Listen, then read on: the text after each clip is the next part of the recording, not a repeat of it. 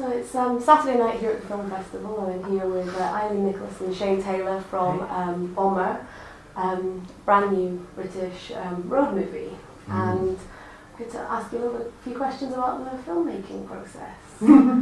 So, all right. How did you get involved, Shane? Well, I was in the wilderness. I was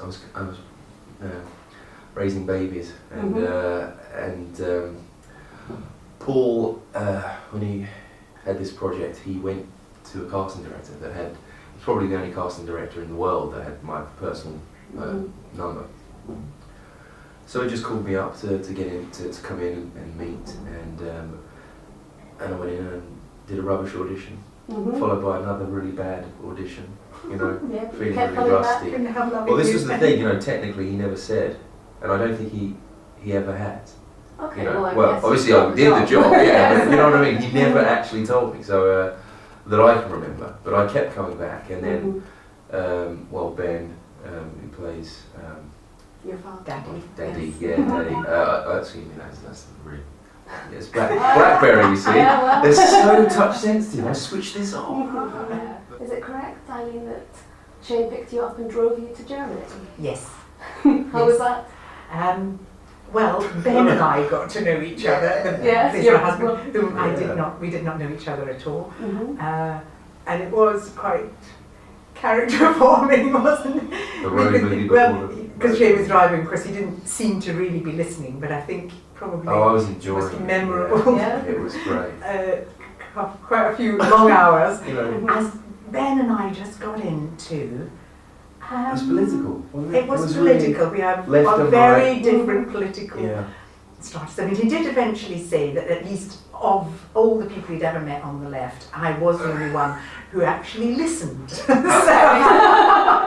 But I did respond. I listened and then I responded.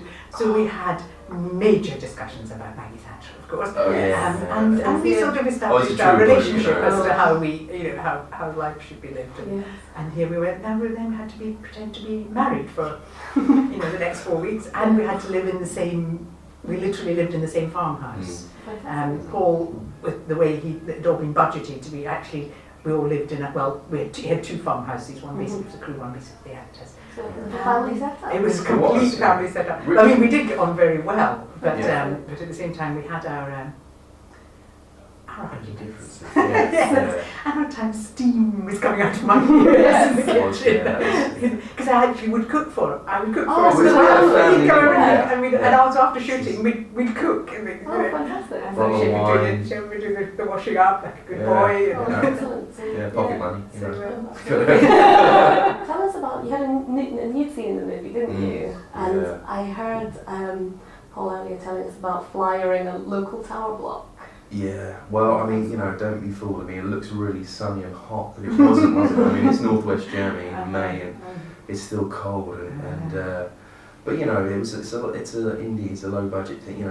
We didn't really have the power to sort of cordon off whole sections. So, there are several runs down this pier before we even shot me actually jumping into the lake.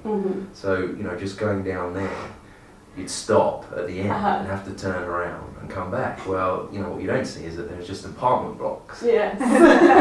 and more and more people selling tickets. Selling tickets, yeah. Some with telescopes and all leaning over, giving away, very friendly people, of course, but But they're used to that in Germany, aren't they? Well, like a bit nudity. Apparently that's where that lake is pretty common to do that, and but not in It's May. such a beautiful nude scene. They're not used to that. Well, cold and nerves. It's not a good look. We knew mostly from the background. Great. Well, thank you very much. I must let you dash off because I know you've got to meet people and introduce things. But thank you very much, and Thank you. I look forward to seeing the film. Great. Thank you very much. Bye.